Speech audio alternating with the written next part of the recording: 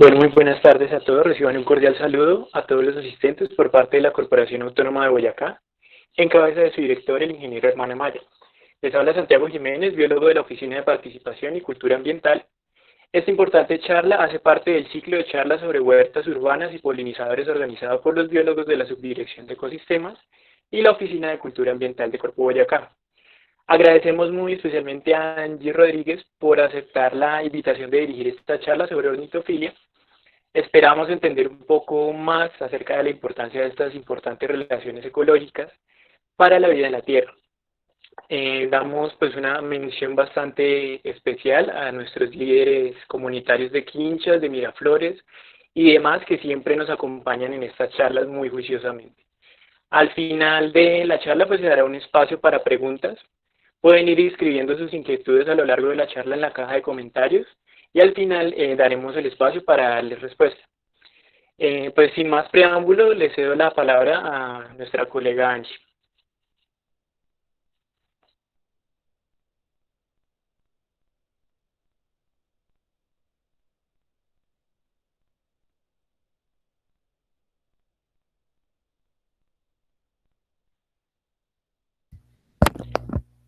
Angie, creo que tienes el micro apagado. Angie.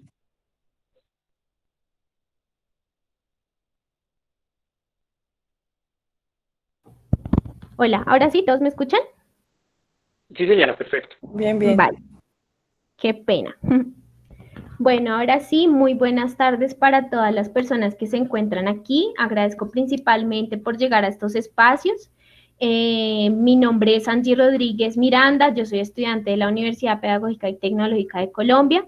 Actualmente me encuentro en mis fases finales de mis estudios de pregrado. Es dentro de todo el paso que tuve dentro de la universidad, como que tuve la oportunidad de estar en una clase muy bonita que a mí me gustó mucho, que se llama Ecología del Comportamiento, y dentro de esta pude desarrollar este trabajo que les voy a compartir a continuación. Entonces, desde el principio de mi carrera, como que siempre me ha llamado mucho la atención sobre el comportamiento animal y todas las dinámicas ecológicas que se presentan a través de este. Entonces, bueno, espero sea de su agrado y bueno, por eso se titula Colibríes, los vigilantes de las flores. Entonces, bueno, a forma de introducción tenemos los colibríes. Entonces, los colibríes son un grupo de aves que se encuentran en nuestro continente América y que son únicos dentro de este. También son conocidos como chupaflores, picaflores y demás. O incluso por su familia, en el nombre científico como troquílidos, y es porque su familia se llama así, la familia Troquilidae, está compuesta alrededor de 100 géneros y 350 especies, es uno de los grupos más diversos de aves que tenemos en el mundo, y bueno, dentro de todas las características y toda la diversidad de aves que encontramos, estos están catalogados como uno del grupo de aves que son más pequeños en todo el mundo, y que también a lo largo de toda nuestra historia como humanos tienen una serie de importancia todos los organismos vivos dentro de estos, ¿no? Entonces encontramos que los colibríes también tienen una importancia cultural muy grande, y es porque desde toda nuestra historia, desde nuestras civilizaciones, los grupos indígenas eran muy importantes estos organismos, y también para nuestros incas, nuestros aztecas, nuestros mayas, eran considerados también como los llamaban como los mensajeros de los dioses, y también porque tienen una cosmovisión de que estos organismos podían conectar entre lo que éramos, lo que somos nosotros como humanos y nuestros dioses.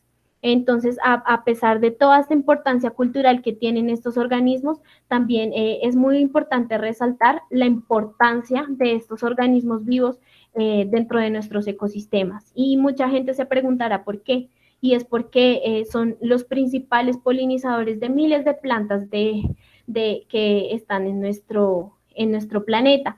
Dentro de toda la diversidad y riqueza que encontramos de especies de colibríes, lo encontramos, como ya lo mencioné, en nuestro continente América, pero que es más con mayor riqueza en nuestro trópico, y es por las condiciones ambientales que podemos encontrar aquí, que también favorece que haya mucha diversidad. Dentro de esta, se nos hace que los colibríes son un grupo que es muy diverso, es muy llamativo porque sus colores de sus plumajes, sus picos largos, cortos, la forma en la que ellos vuelan y también porque son muy pequeñitos, porque su plumaje también es muy diverso y bueno, el cambio de color dentro de este plumaje tiene que ver con algo que se llama la iridiscencia y es este cambio de colores con los movimientos que hacen estos organismos que es lo que hace que sea tan llamativos visualmente, pero también resaltando la importancia ecológica que ellos tienen, ¿no?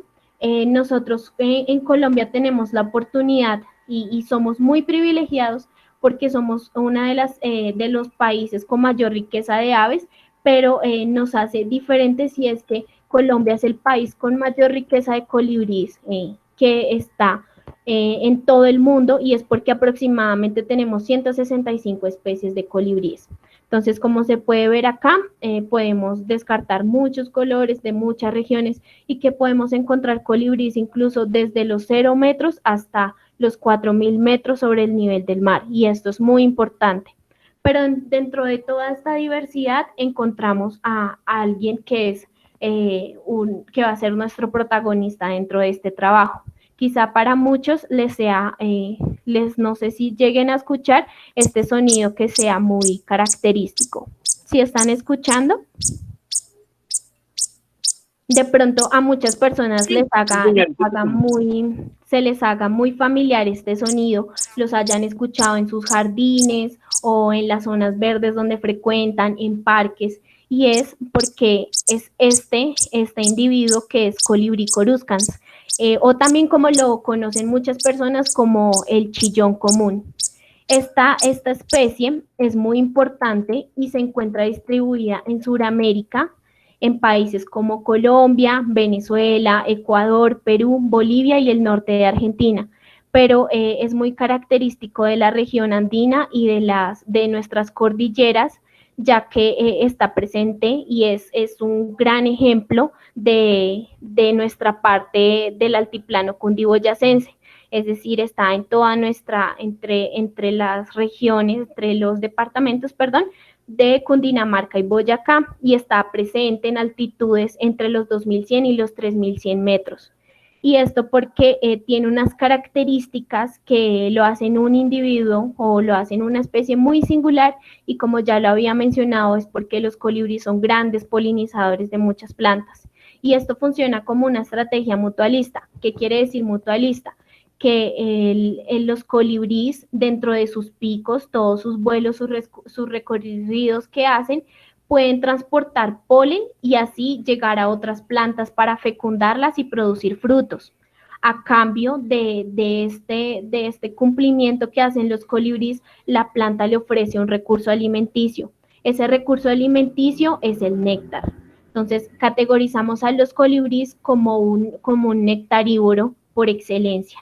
Entonces, este néctar, todos los azúcares, les sirve como un suplemento para la energía y para que este colibrí o los miles de colibríes puedan desplazarse, puedan seguir con todas sus actividades y asimismo cumplir con dejar su descendencia y muchísimas cosas más. Entonces, como también las plantas desarrollan diferentes estrategias para su reproducción, una de estas es que las plantas no duran todo el periodo del año en floración. Ellas deben tener unos picos de floración en diferentes meses del año. Es por eso que no siempre encontramos flores en todas las plantas. Y por ende, por esta característica tan importante, es que los colibríes deben adaptarse a los periodos de floración que se dan en las diferentes plantas que sean de su preferencia y demás. Estas estrategias que desarrollan tanto las plantas como los animales les permite comprender una interacción dentro de las comunidades vegetales y que esto puede aportar también a muchos conocimientos sobre todos estos organismos. Entonces, seguramente hayan podido ver este organismo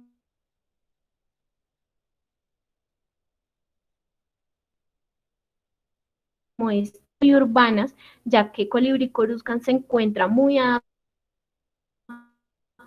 al hombre y es porque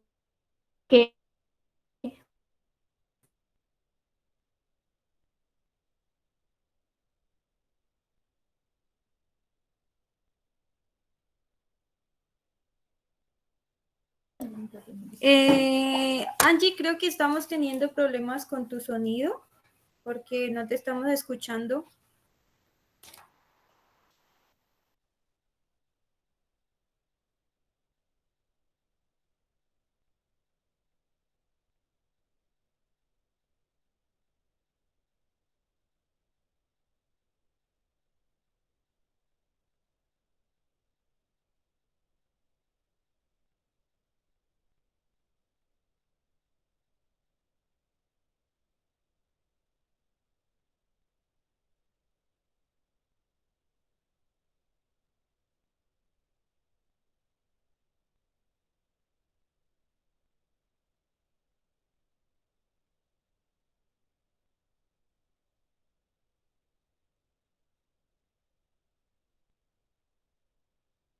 Esperemos unos 3 minuticos que ya vuelve y se conecta Angie para ver si se mejora el sonido.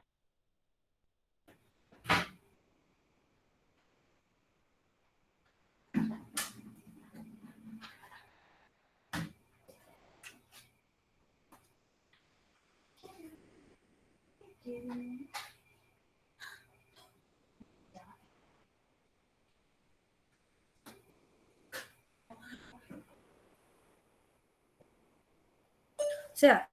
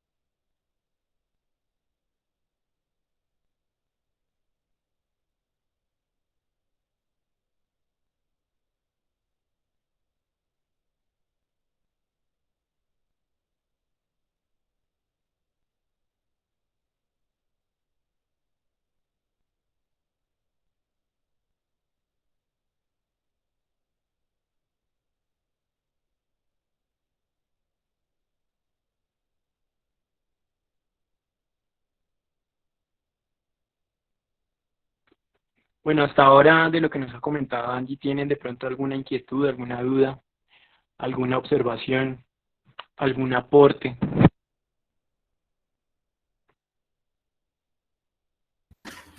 yo escuchaba que al principio tú decías, Santiago, síndromes de ornitofilia.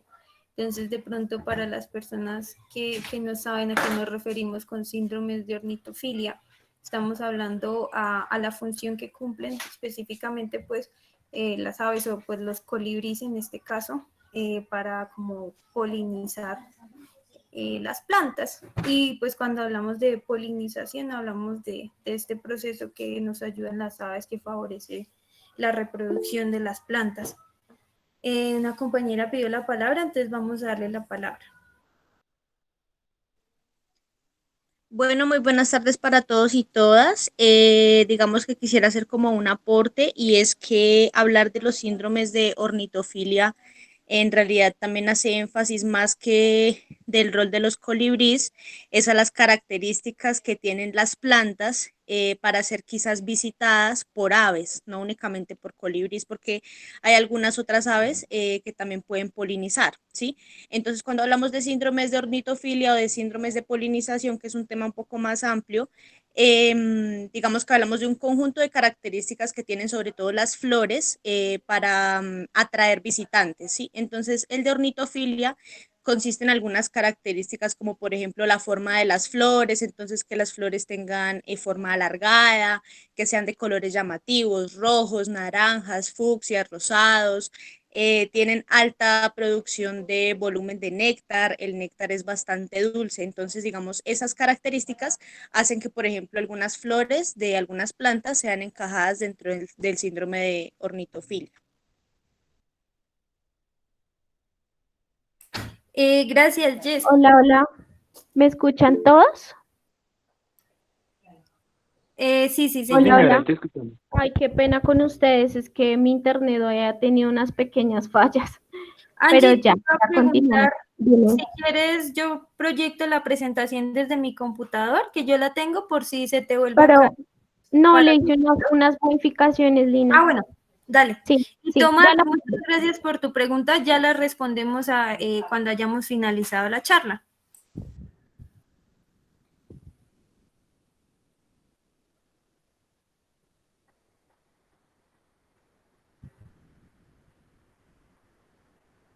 ¿Todos están viendo la pantalla? Sí.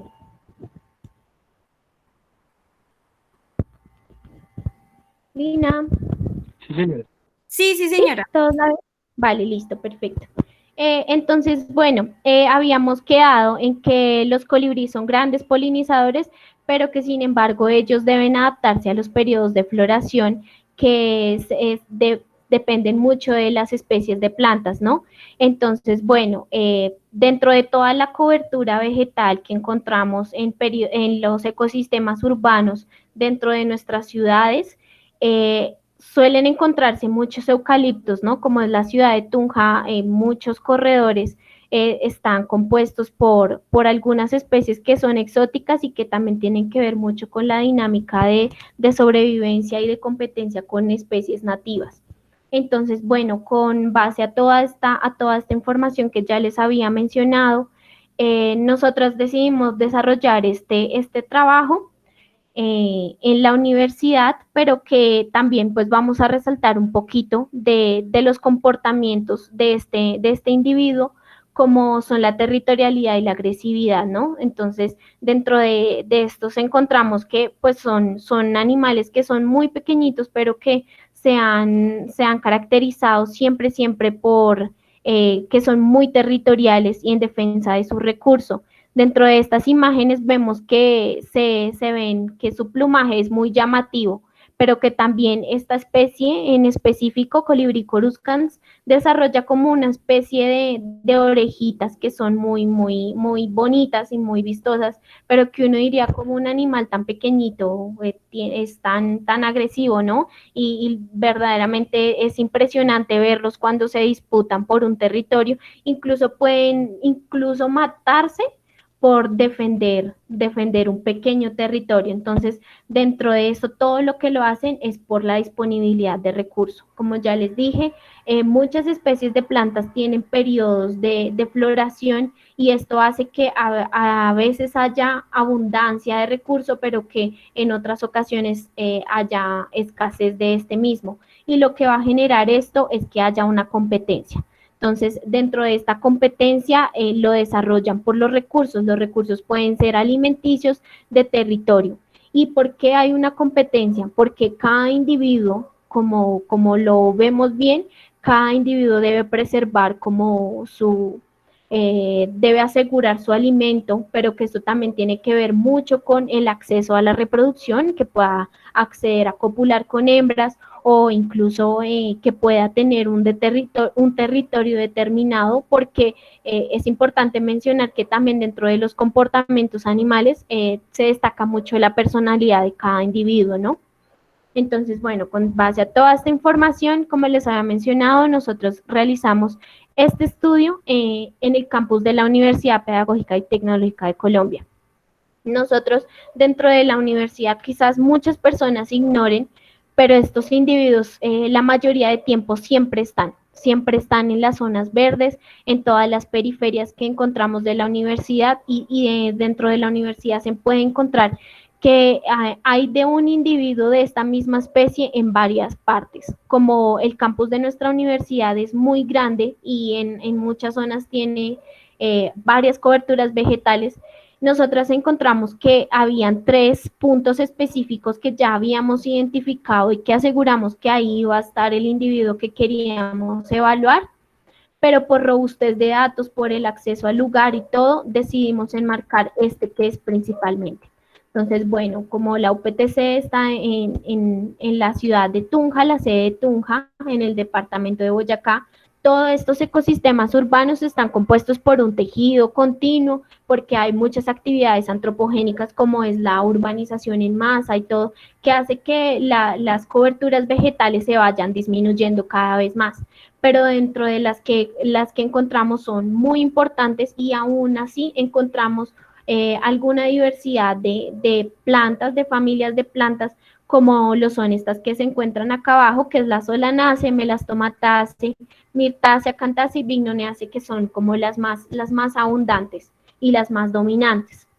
Entonces, bueno, para los muestreos, el desarrollo de nuestro trabajo, nosotros lo hicimos en septiembre del 2018 y enero y febrero del 2019.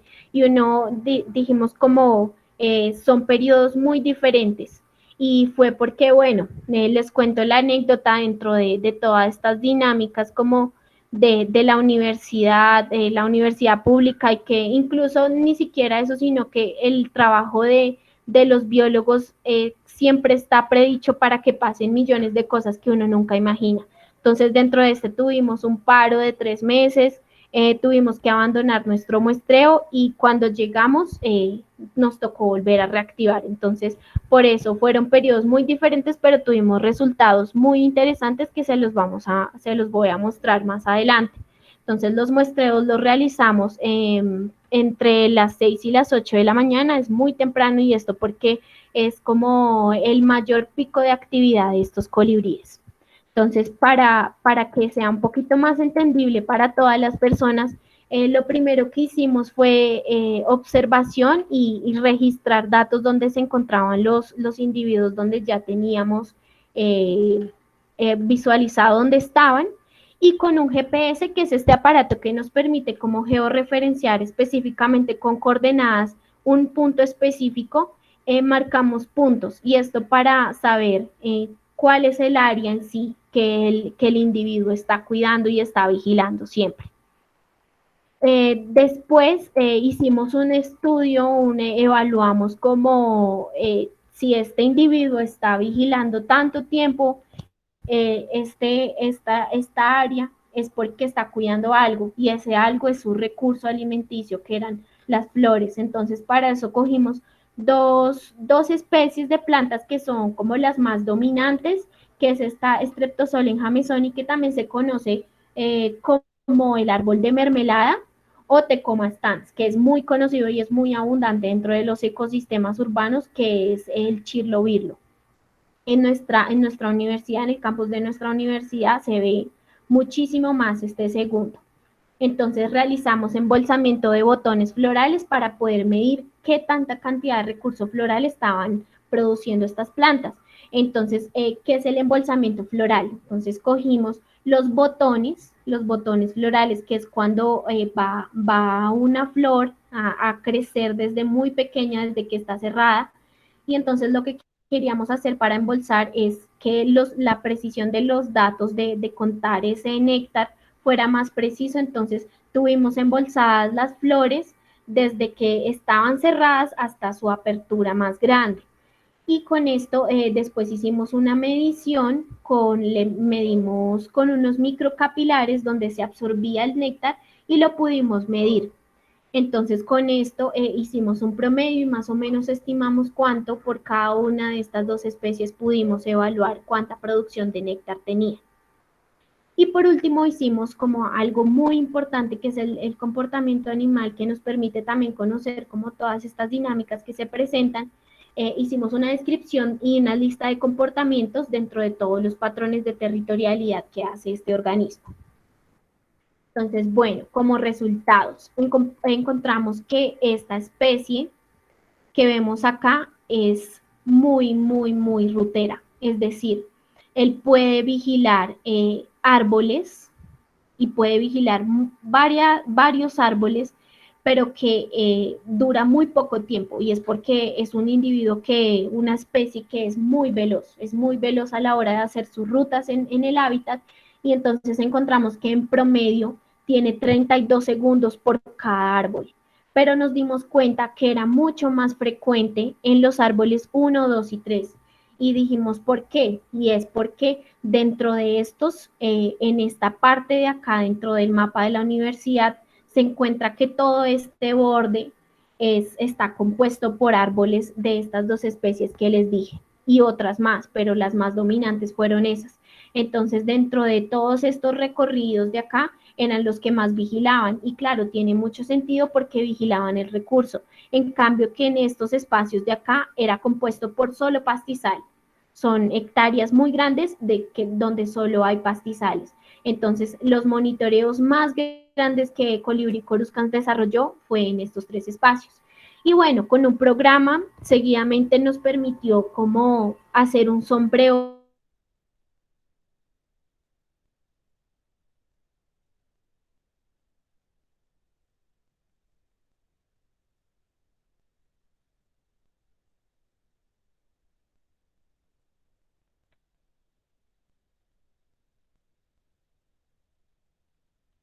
Hola Angie, creo que se te volvió a ir el sonido. ¿Nos escuchas?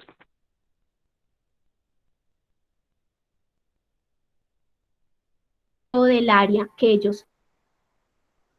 Hola, ¿todos me escuchan bien? Sí. Ya, ahora sí. ¿Ya? Sí, qué pena. Y bueno, entonces, como les venía diciendo, dentro de todas estas características de que Colibrí Coruscant sea un rutero, tenemos esta área sombreada, que es la que el individuo del lugar donde señalamos cuidaba muy bien. Y entonces cuidaba muy bien con unos periodos muy pequeños de tiempo, y vigilaba muy bien, y era porque sus tiempos de floración en específico de este árbol estaban en su mayor porcentaje. Entonces, bueno, para la evaluación del recurso y la oferta alimenticia, encontramos esto. En los periodos de muestreo, vimos nosotros lo que hicimos para categorizar estos porcentajes de floración fue mediante fotografías dividir el árbol en 4 pedazos. Cada uno consistía en el 25%, y así estimar más o menos con nuestro ojímetro categorizar cuánto es el porcentaje de floración que estaban los árboles en ese entonces. Entonces, entre los periodos de septiembre y octubre era donde los árboles se encontraban con mayor floración, es decir, estaban llenísimos de flores, y así, aún así, pues Colibrí Coruscans tenía como la mayor disponibilidad de recursos. Pero como lo que les conté, que tuvimos que parar los muestreos, y cuando volvimos en los periodos de enero y febrero, nos dimos cuenta de algo muy interesante que en ese tiempo nos impresionó mucho, y era que Colibrí Coruscans ya no estaba en esta zona de muestreo, ni estaba de los otros lugares de percha donde los habíamos visto. Entonces no encontrábamos a Colibrí Coruscans en ninguno de los sitios donde los habíamos visto, y nos preguntábamos por qué. Sin embargo, seguimos tomando datos sobre los porcentajes de floración que se daban en los árboles, y nos dimos cuenta que como en los primeros meses del año lo llamamos temporada de sequía, y es porque no hay nada de lluvia. Entonces los procesos de floración también se detienen mucho. Entonces, dentro de esto encontramos que los periodos de floración de la planta de Tecoma stans estaban muy bajos, y por ende eso obliga a que los individuos tengan que realizar una migración. Entonces, buscamos en literatura que en estos individuos también se pueden dar migraciones locales, y migraciones locales por parte de estos individuos tienen que ver altitudes menos de los 2.000, incluso han reportado a 1.500 migraciones locales de colibrís, y es porque dentro de todas estas dinámicas ecológicas, los individuos también deben adaptarse a los sucesos, así como lo hacemos nosotros los humanos, todos los individuos también los hacen. Entonces ellos migran a altitudes que sean más templadas y donde puedan encontrar mayor oferta alimenticia. Entonces, bueno, para el recurso de colibrí coruscans, esto por fortuna lo pudimos hacer en los primeros muestreos entre septiembre y octubre, y lo que decidimos hacer fue evaluar mediante los embolsamientos cuánto néctar producen estas dos especies. Entonces, lo que hicimos fue que mediante los microcapilares pudimos, mediante la succión de todo el néctar, los medimos y así hacer un promedio de cuánto producen en microlitros estas flores. Entonces encontramos que que es el árbol de mermelada, produce aproximadamente 0,89% microlitros de néctar, perdón, pero que incluso hay flores que pueden producir hasta 2,1 microlitros. Y dentro de todo esto también vemos una comparación de especies que son más dominantes dentro de esta, como es el chirlobirlo, como les había dicho, dentro de nuestra universidad es como una de las plantas más dominantes que encontramos en varios lugares, y es que el tamaño de las corolas, es decir, toda la composición de los pétalos, son muy diferentes en tamaño. Esta flor de mermelada son flores que son muy pequeñitas, pero que el chirlobirlo tienen corolas aproximadamente de 38,65 milímetros. Son muy grandes por flores, aparte pues, comparten que sean inflorescencias. Y dentro de toda la producción de néctar que encontramos para Tecoma stans, para el chirlobirlo, nos dimos cuenta que produce en promedio 2,94 microlitros de néctar, que pues si lo comparamos con esta especie es mucho más abundante, y que bueno, incluso hay flores que pueden llegar hasta los 6,8 microlitros. Entonces esto es muy importante porque Colibri coruscans tiende a como tener preferencia en el alimento o en qué comer. Y bueno, dentro de los comportamientos de Colibri coruscans vimos cosas muy, muy bonitas. Dentro de esto, pues la territorialidad, como lo habíamos descrito antes, ellos tienen zonas de percha que se ubican en las copas de los árboles, tienen mucha preferencia por los eucaliptos y porque son de gran altura, y así pues pueden tener un monitoreo mucho más grande de su área, ¿no? Y bueno, dentro de estas realizan un canto con mayor frecuencia, tienen una intensidad muy larga, y bueno, es muy bonito estos sonidos y todas estas rutas que ellos hacen. Dentro de eso también, estas rutas que ellos hacen, pues como lo habíamos dicho, 32,5 segundos por cada árbol, pero pues como ya vimos, tienen preferencias en algunos árboles. Y dentro de todo esto, mientras su vigilancia, mientras todo lo que hacen por proteger su territorio, hacen despliegues. Y entonces estos despliegues consisten en una serie de piruetas que desafortunadamente no pudimos grabarlas, pero que se han reportado mucho para esta especie, y que hay trabajos muy bonitos donde describen todos estos tipos de comportamientos, y también incluso puede que los despliegues no den un indicio muy grande sobre territorialidad, pero que sí pueden mostrar incluso comportamientos para cortejo de otras hembras, o pueden dar indicios a otras cosas. Y bueno, dentro de como les habíamos dicho, la agresividad también es muy importante para esta especie, y registramos disputas. Entonces, disputas dentro de esta especie son algo que uno no sabe si le da ternura o qué. Entonces, dentro de esta disputa se pueden presentar persecuciones y agresiones, y es porque si llega un individuo de la misma especie a adueñarse de ese territorio, él le dice, no, yo estoy aquí y este es mi territorio, y como les decía, incluso se ha reportado que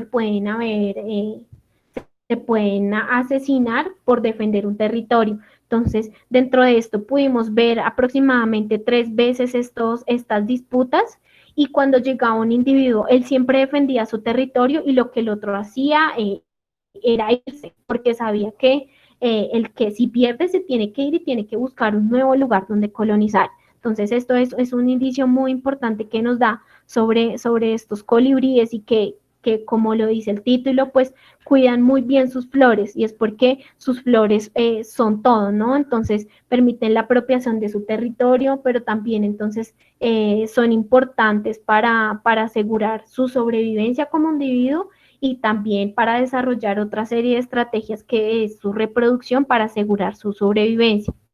Y bueno, por último les quería compartir unos videos pequeñitos que pudimos observar, que pudimos grabar y son que ellos desarrollan una serie de vocalizaciones muy diferentes, pero que ojalá en alguna oportunidad podamos como ampliar estos estudios para ver cómo es la interacción de estos organismos tan pequeñitos, pero que son tan interesantes.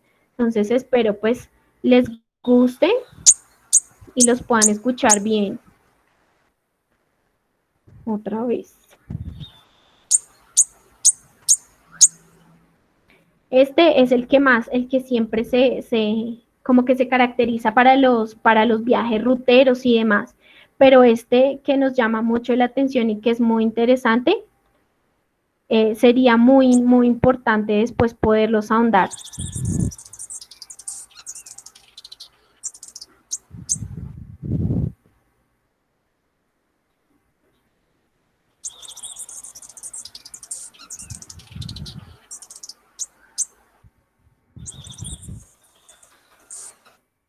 Y bueno, les agradezco a todas las personas por la paciencia, por llegar a estos espacios, por escucharme, por permitirme compartir esto. Me disculpo por mis conexiones de internet y espero todo haya sido de su agrado. Si tienen preguntas, espero podérselas resolver y muchas gracias nuevamente.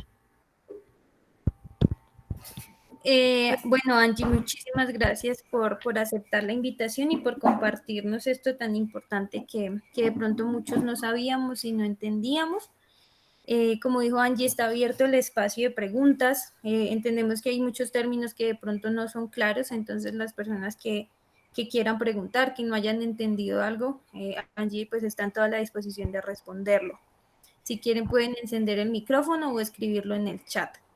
Por el momento, Angie, Tomás había hecho una pregunta sobre, y pues si tú puedes responderla, si sabes, está súper bien. Si no, pues en el chat igual contamos con la compañía de Adriana y de Jennifer que trabajan bastante el tema. Entonces, si también nos pueden apoyar, pues les agradecemos. La pregunta de Tomás es, ¿qué tipo de plantas son ideales para traerlos? Pues la verdad, en lo poco que yo he podido ahondar sobre los colibríes en general, la mayoría de plantas que tienen flores tubulares indican que son consumidas por colibrís, ¿no? Pero también hay muchas, tiene que ver mucho el color de las flores y las esencias que tienen las flores pueden atraer mucho a los colibríes. Entonces, lo que yo les decía, que esta especie en específico tiene como muchas, se adaptan muy bien a los ecosistemas urbanos, incluso a los jardines de las casas. Entonces, tanto especies nativas como todas las especies ornamentales que tengamos en casa, que sean de árboles con flores tubulares, pueden servir muy bien para atraer a estos colibríes.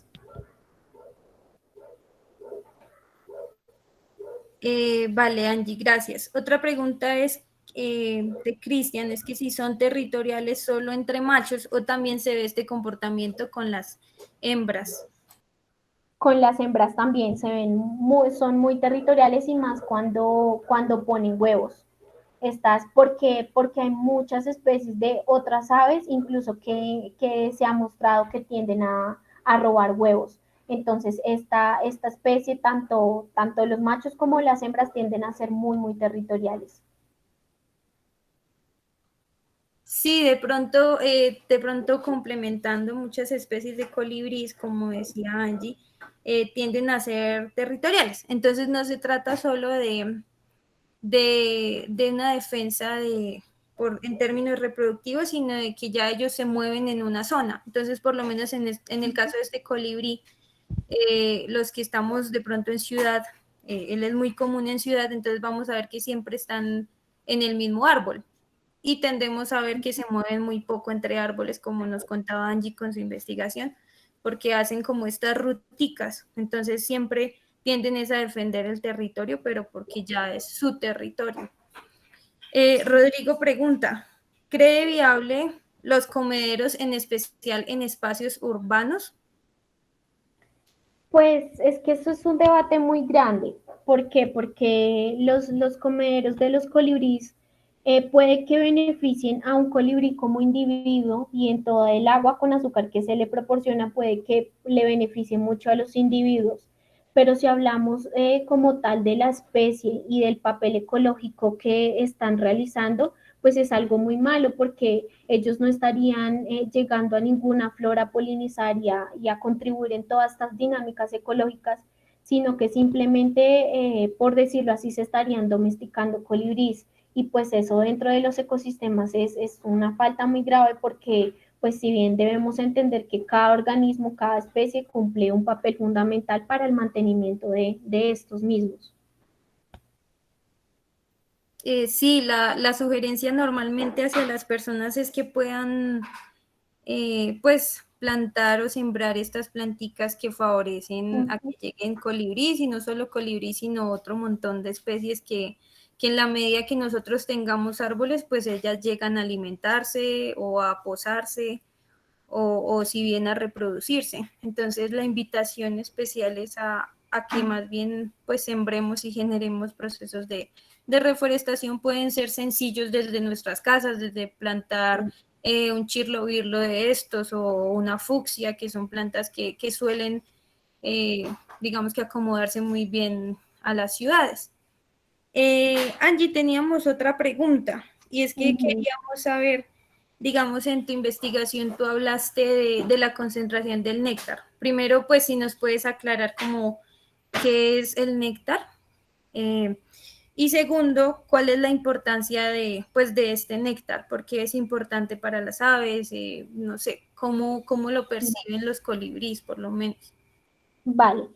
Bueno, dentro de, qué pena que no expliqué muy bien lo del néctar, entonces el néctar es todo este recurso que ofrecen los colibríes, las plantas, perdón, y que es acceso para diferentes tipos de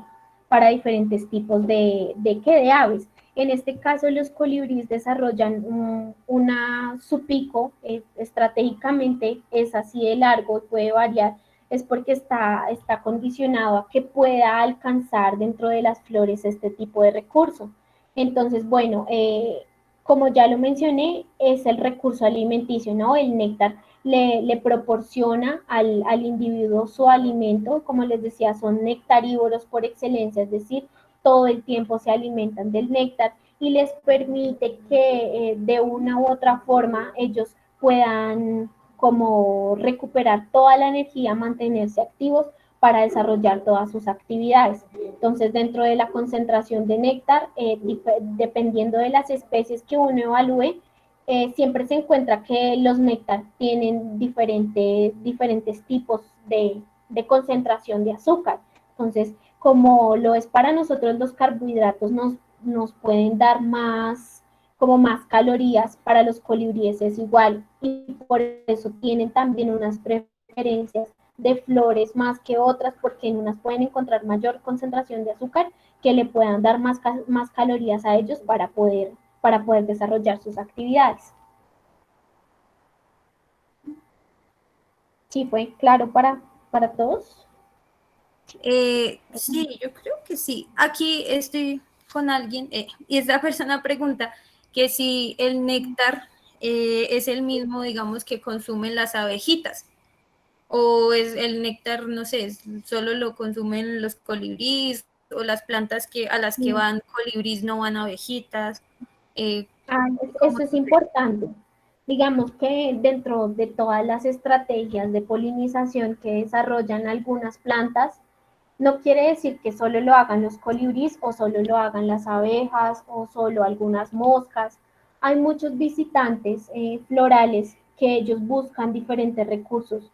las diferentes flores pueden producir néctar, pueden producir también ceras, aromatizantes y algunas, incluso polen, y algunas abejas y algunas, incluso mariposas también, pueden acceder siempre al néctar. Entonces, lo que hace las flores es que producen como una recompensa que es el néctar, y los diferentes visitantes florales que lleguen a este van a poder acceder. Entonces, puede que de una especie tenga visitantes solo colibríes, pero hay otras que también son más generalistas y les pueden llegar muchas especies de colibríes, pueden llegar mariposas, abejas, en fin. Vale, Angie, gracias. Adriana había pedido la palabra, qué pena, Adri, si quieres encender tu micrófono. Sí, no, está muy bien. Quería mencionar algo que me parece muy importante en cuanto a la concentración de azúcar en el néctar, y es que saber este tipo de concentraciones es importante porque también le ayuda mucho a las plantas a asegurar que haya una visita de cualquier tipo de visitante. Entonces, como mencionaba Angie, puede ser que las concentraciones en las flores sea muy bajita o sea muy alta, pero precisamente esto tiene una relación con lo que Angie nos mencionaba sobre la cantidad de flores.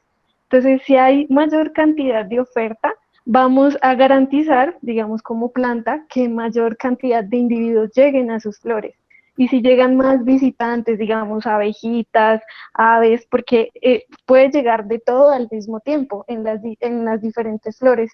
Entonces, si llegan diferentes organismos, las plantas pueden garantizar que haya una polinización y que ésta sea tal vez más efectiva. Entonces, por eso la importancia del volumen y de la concentración de néctar, que también es importante para que pues las plantas que vemos día a día en los ecosistemas se mantengan. Esta es una estrategia reproductiva que es importante para las plantas.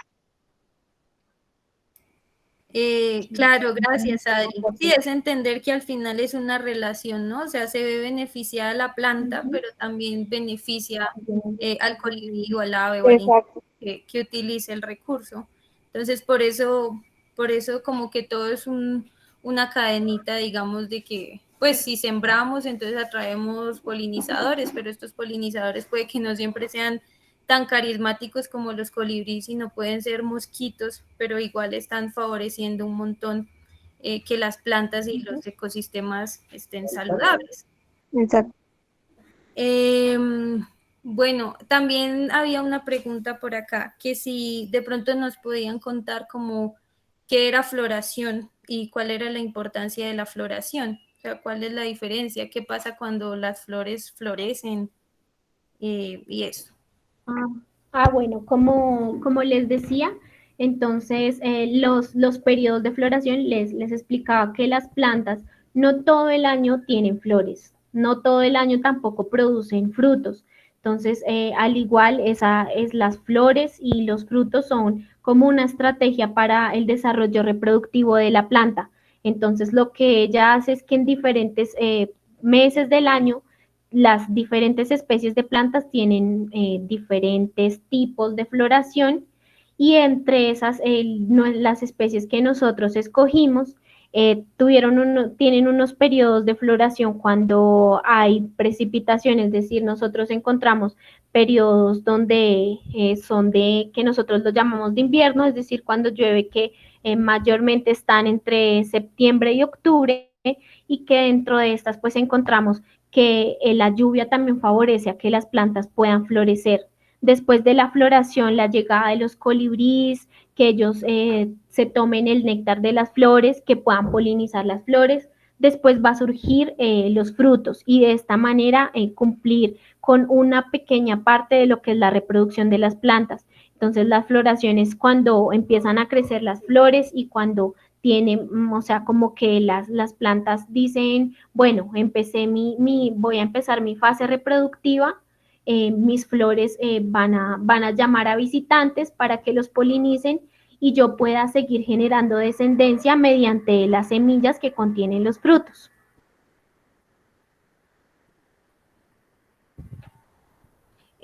Ok, muchas gracias, Angie. No sé si alguien quiera decir algo más o si tengan alguna otra pregunta. O aportes, o aportes. sugerencias.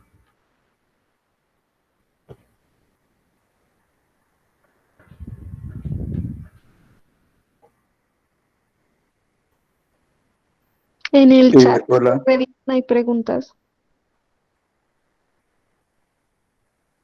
¿Perdón? Ay, qué pena. Perdón, alguien había encendido el micrófono. yo, Anderson. Ah, Ah, Andy. hola. Hola, ¿cómo están? Muy chévere la presentación, Angie. Yo quería decir algo en el tema de los comedores. Eh, pues que si bien en los ecosistemas naturales, ellos sí interfieren en la dinámica de la regeneración de las plantas. Pero como vemos en las ciudades, las plantas son de jardín y muchas veces son traídas de viveros, o casi siempre. Entonces, ahí no se vería afectado afectación al ciclo de las plantas, sino más bien vería la afectación en la salud de los colibríes, porque alguna vez veía en una finca que tenían muchos de esos comederos y los colibríes, pues aparte de que se volvían como adictos a los comederos, se enfermaban resto porque si no se le hace buen mantenimiento, pues el azúcar se fermenta con el calor y le salía como hongos, o sea, se enfermaba muchísimo. Entonces, pues eso. Sí, aparte porque toda la composición química que tienen el azúcar que nosotros utilizamos para la cocina, y esto es lo que en muchos casos se les da a los colibríes, que es azúcar disuelto en agua, pues también están alterando mucho lo que es la dieta de estos colibríes, ¿no? Y le generan un montón de enfermedades y eso. Por eso es que junto con Lina y bueno, varios colegas de acá dicen como que no es recomendable tener estos comeros Ujú. porque Sí, también los afectan individualmente y pues también a la especie. sí. Claro. Angie, te preguntan que si has podido consultar o con los datos que si has obtenido, ¿qué? O con los datos obtenidos, tener inferencias de si los colibríes prefieren néctar con altas concentraciones de azúcares o baja concentración de azúcares. No, esto lo descartamos del estudio. Al principio sí, mediante un refractómetro queríamos saber la concentración de azúcar, pero pues no, los datos no eran muy robustos para eso y porque después de los después de los muestreos, los últimos, no encontrábamos flores, entonces decidimos descartar esto. Entonces no sabría decir a ciencia cierta si esta especie en general prefiere concentraciones más grandes o más bajas de azúcar. Hola, Alcibiades. Pues la verdad yo he realizado un par de estudios y no sé, pero lo que yo he visto en la literatura que he encontrado es que puede ser que prefieran concentraciones bajas, pero es importante el volumen de las flores.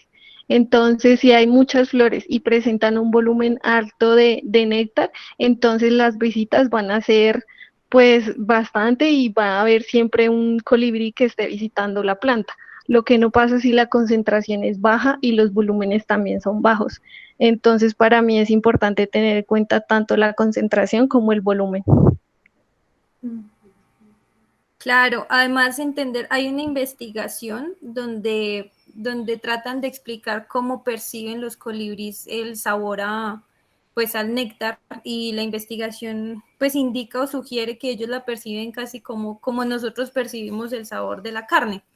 Entonces es muy interesante, por lo menos también hacia lo que dicen eh, Adri y Angie, porque pues sí, es como todo un conjunto de factores que puede afectar, también de pronto afectar la misma condición del colibrí, o sea, por lo menos colibríes que se mueven en distancias mucho más grandes, seguramente su necesidad del recurso puede que sea mayor, o colibríes que están anidando, seguramente también haya una variación en la forma como desean alimentarse, digamos.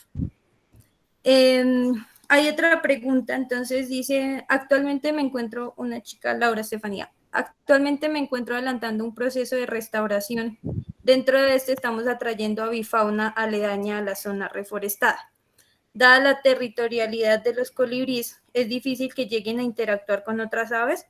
¿O cómo podría ser más armónico este proceso de atraerlos dentro de un proceso de restauración ecológica para no llegar a generar conflictos con otras especies?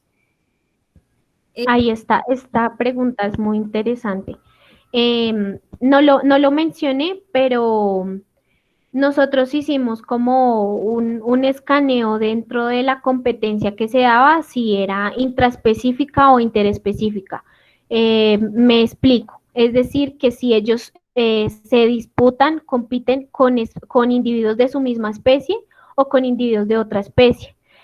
Como la universidad, el campus de la universidad tiene una gran riqueza de especies, de muchas especies de aves, nos dimos cuenta que en los lugares de percha donde estaban los individuos, se podían incluso poner las palomitas, estas palomitas cafés en Aida auriculata, o este pajarito azulito que es Turdus fuscater, muchos incluso los copetones, ellos se podían hacer en el mismo árbol y no pasaba nada. Es decir, solo tenía disputa con los que ellos consideran que son su competencia, que es decir, individuos que se alimentan de la misma forma y es el individuos de su misma especie, es decir, que compiten por el recurso del néctar, pero entonces como las otras especies tienen tienen otros tipos de alimentación, pues no habían disputas o eso fue lo que registramos. Entonces nos dimos cuenta que hay mayor competencia, pero es con individuos de su misma especie. Jennifer pidió la palabra, entonces si quieres prender tu micrófono. Sí, si quieres prender. Hola de nuevo. Sí, digamos, yo quisiera hacer dos aportes concretos. El primero es que respecto a esto de la competencia, también hay que ver que no únicamente hay competencia con aves, ¿no? Digamos que yo he tenido la experiencia muchas veces de ver que los colibríes también son bastante territoriales, por ejemplo, con abejas, con abejorros, con coleópteros, y seguramente, digamos, en estas plantas de la universidad, sobre todo en Tecoma Stands, yo lo he visto, que pues la visitan abejitas, de pronto es muy probable que exista. Y el otro aporte va en vía de pronto como a nutrir un poquito más el trabajo, y es que yo no sé, no estoy segura si es Joana Leguizamón o alguna otra compañera que realizó su trabajo como de biología floral de esta lectiva que da la profe Liliana Rosero, con esta planta, la que llaman la mermelada. Entonces, ahí hay un dato como interesante porque según entiendo, depende, digamos, como que si está disponible para la polinización o si ya está polinizada, las flores muchas veces cambian de color. Entonces, yo creo que, digamos, será como muy interesante como buscar de pronto la persona que tenga estos datos, como para compartir de pronto un poquito la experiencia y quizás pueda nutrir un poquito más también como tu trabajo. Felicitaciones, está muy interesante y muy chévere. Gracias, Jennifer, por tu aporte. Listo, creo que no tienen más preguntas. No veo más preguntas en el chat. Si alguien ve más, creo que no. No sé, Laura, si se respondió tu pregunta o si quedaste como con alguna inquietud respecto a eso para dar cierre respondiéndote. Ah, no, ya había dicho que gracias. Bueno, Santi. Bueno, muchísimas gracias a todos. Muchas gracias, Angie, por esa valiosa información, por compartir tus datos. Muchas gracias a los colegas que estuvieron ahí muy atentos haciendo esos importantes aportes. Los esperamos de hoy en 8, el jueves 11, jueves 18, en una charla sobre invernaderos, una experiencia que se tuvo de éxito, entonces para compartirla a las 4 p.m. del 18 de junio. Y muchísimas gracias a todos por su asistencia. Muchas gracias a todos por asistir, por la escucha.